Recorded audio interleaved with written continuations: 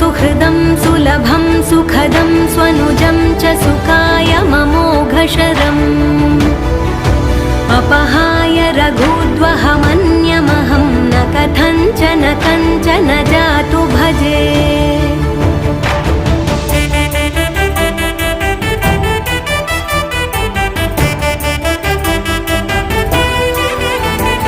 विना वेङ्कटेशं ननाथो ननाथः सदा वेङ्कटेशं स्मरामि स्मरामि। हरे वेङ्कटेश प्रसीद प्रसीद प्रियं वेङ्कटेश प्रयच्छ प्रयच्छ।